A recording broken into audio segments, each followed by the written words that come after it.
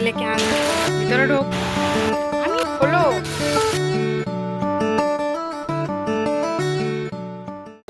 Hello সবাইকে, আমি তৃপ্তি নিয়ে চলে এলাম একটা নতুন ভিডিও। আমার ভিডিওতে তোমাদের সকলকে জানাই অনেক অনেক ওয়েলকাম আর অনেক অনেক ভালোবাসা। তো এখন যাচ্ছি ছেলেকে আনতে। ওর পাপা গেছে গুয়াহাটি, একটু কাজ আছে। সকালে ওই দিয়ে থুয়ে তারপর চলে গেছে গুয়াহাটি। এখন আনতে যেতে আমাকেই হবে। আর গরমে দেখো ঘেমে কি অবস্থা। কিছুক্ষণ দাঁড়িয়েছিলাম কিন্তু কোনো অটো টোটো আসছে না, ওই জন্য হেঁটেই চলছি। দেখো রোদের জন্য এনারা কোথায় বসে আছে। আসলে এদেরকে কোথাও বেঁধে রাখা যাচ্ছে না, তো এত রোদ আর গরম। ও কি গরম গো, আর কি রোদের তাপ। হেঁটে যেতে পারবো কি না তাই ভাবছি আমি। এই রোদটা দিয়ে পুরো আমাকে হেঁটে যেতে হবে, এই পুরোটা রাস্তা। ইস কি রোদের তাপ ভগবান, এখানেই মাথা ঘুরে পড়ে যাবো এখন মনে হচ্ছে। অয়নক মাতা, অয়নক মাতা। হ্যাঁ রেজাল্ট ও অফিসত যাব লাগিব। আজ যে স্কুলে রেজাল্ট দেওয়ার কথা ছিল সেটা আমি একদম ভুলেই গেছিলাম। তো গেটে দাঁড়িয়ে থাকা দিদিটা বলল যে ভিতরে গেলেই রেজাল্টটা পাবে। তো সেইটা নিয়ে আমি চলে আসলাম এই দোকানে। আমার একটু ফলস কাপড় নেওয়ার ছিল, তো সেটাই নিয়ে নিচ্ছি এখন। তারপর ওখান থেকে তো বেরিয়ে পড়লাম। তো আমার ছেলের কাণ্ড দেখো, ব্যাগটা নিয়ে নিজে হাঁটতে পারছে না, দিয়ে দিয়েছে আমার কাঁধে। একেই তো এত গরম, আর ওই এত ওজন ব্যাগটা নিয়ে আমি হাঁটতে পারছি না। যাওয়ার সময় তো পুরোটাই হেঁটে গেলাম, আসার সময় অর্ধেক হেঁটে অর্ধেক অটোতে করে আসলাম। গরমে সত্যি অবস্থা খুবই খারাপ। এই দেখো রোদ্রের অবস্থা। এই যে সূর্যি মামা একদম মাথার উপর। দেখো মুখ চোখের অবস্থা, গরমে সহ্য হচ্ছে না সত্যি রোদটা। এই ব্যাগটা এত ভারী, আমি নিতে পারছি না। এই বাচ্চাটা কী করে নেয় আমি সেটাই বুঝতে পারি না। এত বই, double double copy, double double বই।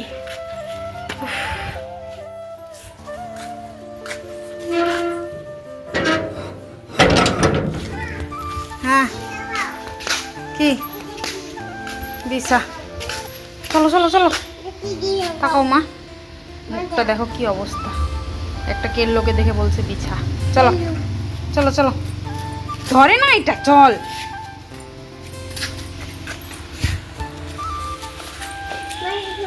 সেই বাজার থেকে ঠোঙাটা হাতে করে নিয়ে এসছে, একবারের জন্য ছাড়েনি।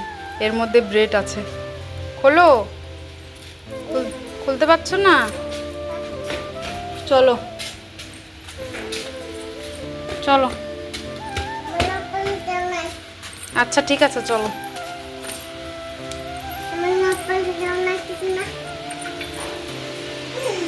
তালাটা খুলি, ধর এটা। ঘরের অবস্থা দেখো আমার, জামা কাপড় এটা দিয়ে মেয়ে খেলেছে।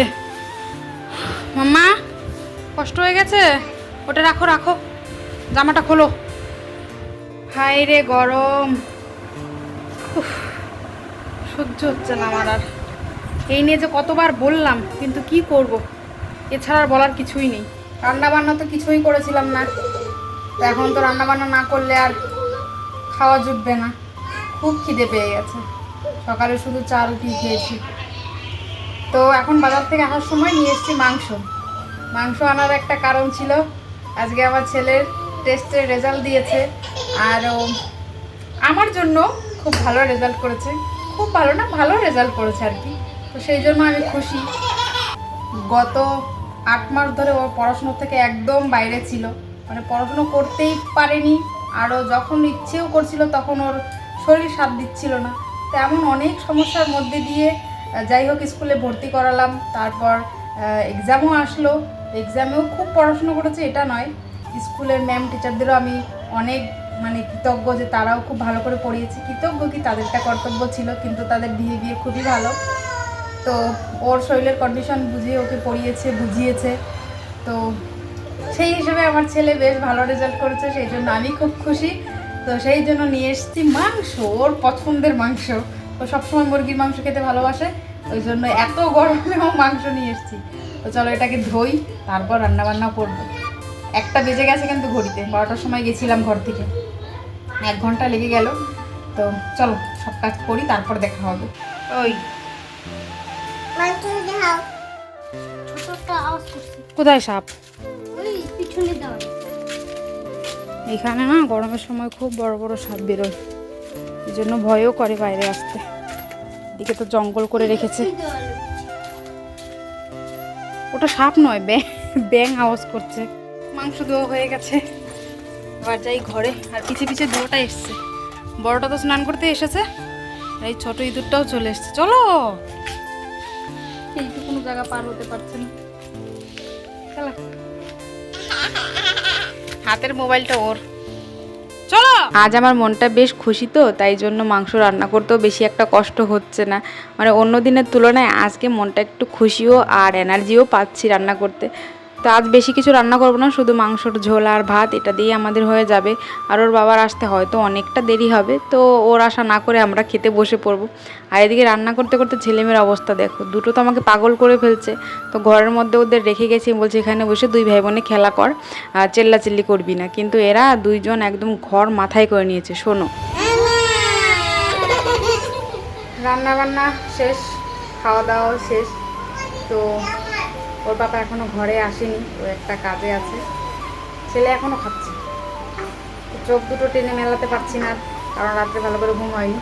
মেয়েকে এখন ঘুম পড়াবো, তারপর থালা বাসন দেবো। শুধু খাওয়া কাজটাই সেরেছি, বাকি কাজগুলো রয়ে গেছে। কিন্তু ভেবেছিলাম খেয়ে দিয়ে একটু শোবো, তো শুয়েছিলাম, মেয়েকেও ঘুম পাড়িয়েছি, কিন্তু আমি ঘুমোইনি। তারপর বাসনগুলো ধুলাম, বাইরে থেকে জলও এনেছি, আর ওর বাবা এখনও এসে পায়নি। এরই মধ্যে এসে একটু বসেছি, আর বাইরের অবস্থাটা দেখে আনন্দ হচ্ছে, কিন্তু দুঃখও হচ্ছে। পরে বলছি কেন আনন্দ হচ্ছে আর দুঃখই বা কেন হচ্ছে। আগে ওয়েদারটা দেখো।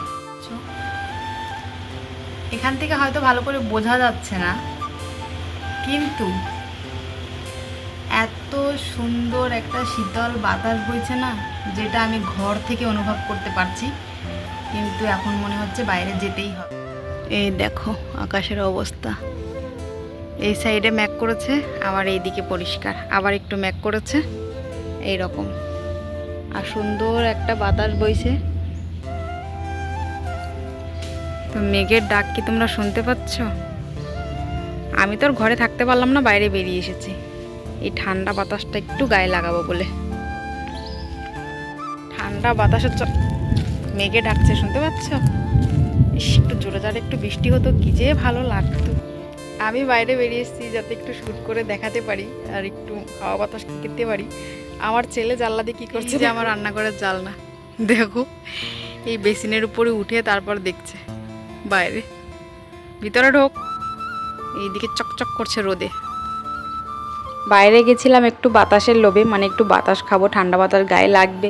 তো বাইরে যাওয়ার সঙ্গে সঙ্গে বাতাসটা তো সব বন্ধ হয়ে গেছে। যখনই আমি ঘরে ঢুকলাম, তারপরে যে তুমুল বৃষ্টি শুরু হয়েছে, একদম কি বলবো, মনটা একদম খুশি করে দিয়েছে।